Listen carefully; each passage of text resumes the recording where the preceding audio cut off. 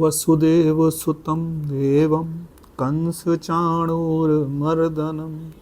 देवकी परमानन्दं कृष्णं वन्दे जगद्गुरुं। कृष्णं वन्दे जगद्गुरुं। आज हम महाभारत के उस पात्र की चर्चा करना चाहते हैं कि जो कि कौरवों की तरफ तो थे, लेकिन उनका नाम आज भी सबसे ज़्यादा बड़े दानवीरों में गिना जाता है, और वो नाम आता है दानवीर कर्ण का। कर्ण जो थे वो कुंती के पुत्र थे, लेकिन उनके साथ जुड़ी जो कहानी है ये थी कि कुंती ने दुर्वासा ऋषि की बहुत सेवा करी, और जब बहुत सेवा करी तो दुर्वासा ऋषि ने प्रसन्न होकर के उन्हें कहा कि तुम जब भी चाहो किसी भी देवता का आह्वान कर सकती हो।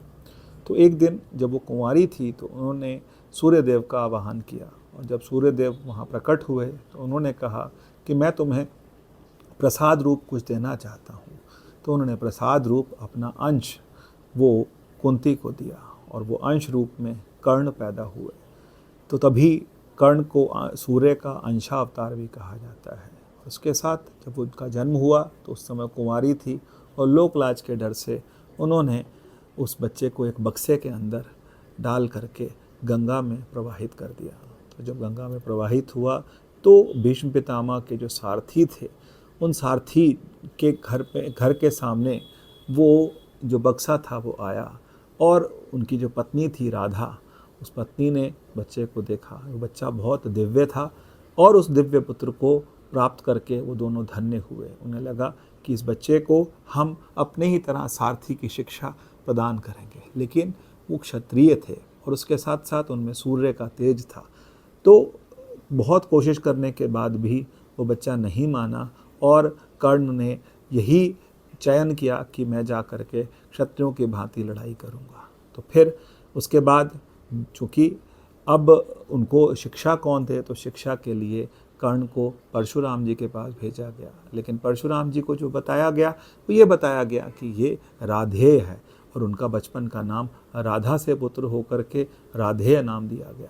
तो जब वो बच्चा शिक्षा लेने लगा, अंतिम चरण में शिक्षा थी, उस समय एक दिन उनकी जंघा पर परशुराम जी लेटे हुए थे, और दाईं जंघा पे लेटे हुए थे। और ऐसा हुआ कि कहते हैं कि इंद्र ने एक बिच्छू का रूप लेकर के वो आए, और आ कर के बाईं जंघा पर उन्हें काटा, और काटते रहे बहुत देर तक। जब काटते रहे तो उनकी बाईं जंघा से बहुत खून बहने लगा। अब ये खून बहने लगा, और उसके बाद तब भी वो विचलित नहीं हुए। और जब परशुराम जी उठे तो परशुराम जी ने देखा इतना खून कहाँ से आ गया। तो इतना खून जो था वो कर्ण की जंघा से बह रहा था। तो उन्होंने कहा तू कुछ भी हो, पर तू ब्राह्मण नहीं हो सकता, क्योंकि ब्राह्मण में इतना, ये उस समय माना जाता था कि ब्राह्मण में इतनी सहनशीलता नहीं होती। तो फिर कहा कि तू कहीं ना कहीं क्षत्रिय है। तो उन्होंने बहुत क्रोधित हुए परशुराम जी, और उन्होंने उसको शाप दिया। शाप दे करके ये कहा कि जब तेरे को अपनी शक्तियों की सबसे ज़्यादा ज़रूरत होगी, उस समय ये शक्तियाँ तेरे से तू भूल जाएगा इन शक्तियों को। तो फिर ऐसा हुआ, बाद में परशुराम जी को उन्होंने क्षमा भी मांगी, और ये देखा भी कि ये जो मेरा है शिष्य, इसने मेरे को, मैं उठ ना जाऊँ इसलिए, लेकिन क्रोध था। तो क्रोध में जो होना था होई है सोई जो राम रचि राखा। जो होना है वो तो होना है, और होनी पहले से तय होती है। तो फिर उसके बाद जीवन जब शुरू हुआ तो फिर उनकी मित्रता जो थी वो दुर्योधन से हो गई। अब दुर्योधन से मित्रता हुई तो जिस समय द्रौपदी का स्वयंवर होने लगा, और राधेय जो हैं अपने स्थान से उठे कि मछली की आँख में भेद करने के लिए, तो उस समय द्रौपदी ने मना कर दिया कि मैं किसी सूत पुत्र से या फिर जो सारथी के पुत्र से मैं उससे विवाह नहीं करना चाहती। तो फिर दुर्योधन ने उस भरी सभा में उन्हें अंग देश का राजा बना दिया, लेकिन उसके बाद भी किसी ने उनको स्वीकार नहीं किया। तो जीवन भर कर्ण को बहुत अपमान सहने पड़े अपनी जाति की वजह से, जबकि उस जाति से नहीं बिलोंग करते थे, उस जाति के नहीं थे। फिर भी उसके बाद भी उनको कई अपमान झेलने पड़े। कई जगहों पर उनको जो है उनको अलग किया गया पूरे समाज से, लेकिन फिर भी उन्होंने हार नहीं मानी, और इस बीच में दुर्योधन ने उनका बहुत साथ दिया।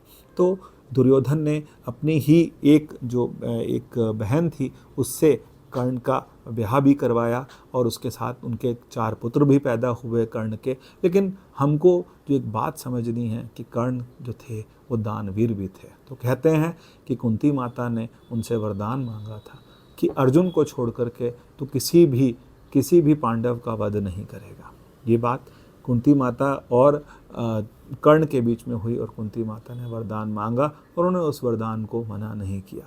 ऐसा ही सुनने में आता था कि जो इंद्र थे, इंद्र के पुत्र थे अर्जुन, तो इंद्र नहीं चाहते थे कि अर्जुन का वध हो और वो भी कर्ण के हाथों हो। तो फिर इंद्र ने एक दिन ब्राह्मण का वेश बना करके कर्ण के पास गए। सुबह सुबह सूर्योदय के समय जा करके, सूर्योदय के समय कोई भी याचक उनके पास आता था तो उसे खाली नहीं छोड़ते थे। तो फिर उस समय कर्ण से उन्होंने कवच और कुंडल, उनके पास जन्म से कवच भी था और कुंडल भी थे, वो कवच कुंडल उनसे मांगे और उन्होंने बहुत कष्टप्रद था अपने शरीर से कवच को उखाड़ करके देना, लेकिन वो पूरा का पूरा कवच उखाड़ करके उन्होंने दे दिया और कुंडल भी दे दिए। और उसके बाद फिर जब युद्ध हुआ तो युद्ध में जब कवच नहीं था तो अर्जुन ने जब बाण मारे तो उनका वध हुआ। लेकिन उससे पहले कि और बातें भी हैं, इतनी दानवीरता किसी में नहीं देखी गई जितनी कर्ण में थी। तो कर्ण ने एक दिव्य अस्त्र मिला हुआ था, अमोघ अस्त्र था कर्ण के पास। तो उन्होंने सोचा था कि मैं अर्जुन के लिए रखूँगा, लेकिन एक ऐसा समय आया कि घटोत्कच जो थे वो बहुत ज़्यादा युद्ध में ऐसा लग रहा था कि अब तो कौरव हार ही जाएंगे। घटोत्कच को मारने के लिए कर्ण ने उस अमोघ अस्त्र को यूज़ किया और उसके बाद कर्ण ने घटोत्कच का भी वध किया, लेकिन उनके पास कोई अमोघ अस्त्र नहीं बचा। फिर जब समय बीता और जब युद्ध का 13वां दिन आया तो उस समय एक दिन जब ये हुआ कि कर्ण का जो पहिया था, क्योंकि कर्ण को धरती माता का भी श्राप था, कर्ण को धरती माता का भी, क्योंकि एक छोटी सी बच्ची थी और जिसके हाथ से घी गिर गया था और वो सारा घी जो था वो ज़मीन पर गिर गया था। तो फिर कर्ण में इतनी शक्ति थी कि उस बच्चे को बिलखता देख करके उन्होंने क्या किया कि भूमि तो उठा करके बार बार निचोड़ करके उससे घी निकाल के उस बच्चे को देने की कोशिश करी। ऐसी कथा आती है। तो फिर ये सुनने में आता है कि धरती माता ने भी श्राप दिया कि जैसे तूने मुझे कष्ट दिया, तेरा रथ भी धरती में फंसेगा और तू उसको निकाल नहीं पाएगा। हुआ यही। लेकिन एक बहुत बड़ी बात ये भी हुई कि कर्ण ने जब अभिमन्यु का वध हो रहा था तो उस समय पैरों से उसको उन्होंने मारने की कोशिश करी और उनके जो मृत्यु के बाद भी बहुत देर तक कर्ण उसको मारते रहे। वो अर्जुन का पुत्र था।